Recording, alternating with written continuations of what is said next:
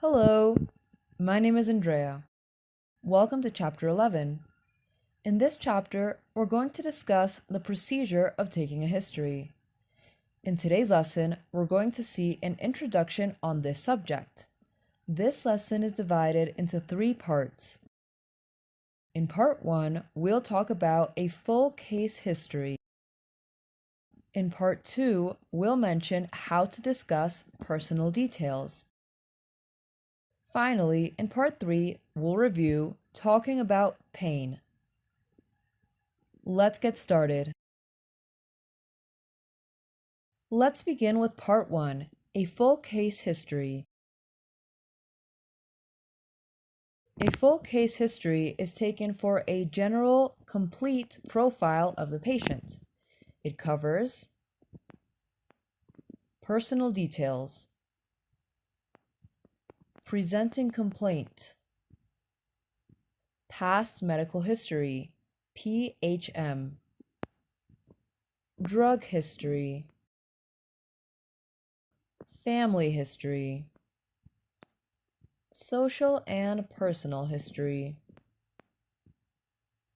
patient ideas, concerns, and expectations, review of systems. Now, let's move on to Part 2, personal details. Normally, patients' personal details have been entered in their records by a nurse or administrative staff before a doctor sees them. However, on later consultations, a doctor may wish to check details such as address, date of birth, occupation, or marital status. To find out or to check a patient's occupation, doctors ask, "Do you work? What do you do for a living?" Patients may respond, "No, I'm unemployed. I'm out of work. No, I'm retired. I'm a pensioner. Yes, I work for a bank. I work in a factory." To find out or check a patient's marital status, doctors ask, "Do you have a partner?" Patients may respond, "No, I'm single.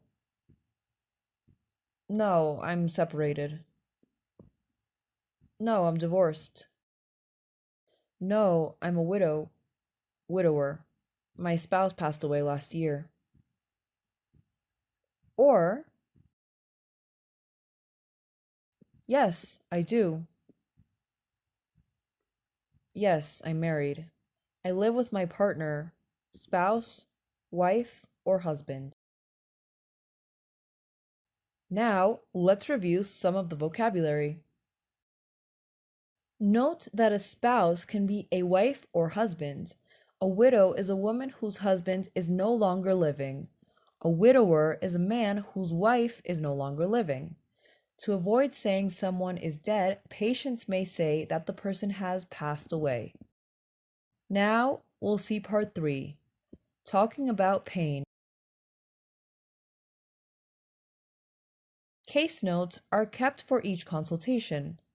The presenting complaint section of case notes records the patient's symptoms. For example,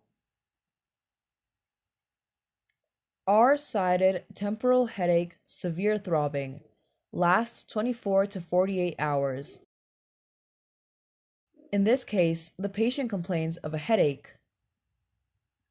In the next lesson, we'll see a list of the questions the doctor asked this patient and the patient's descriptions of other kinds of pain. That's the end of today's lesson. I hope you found this class informative. See you next class.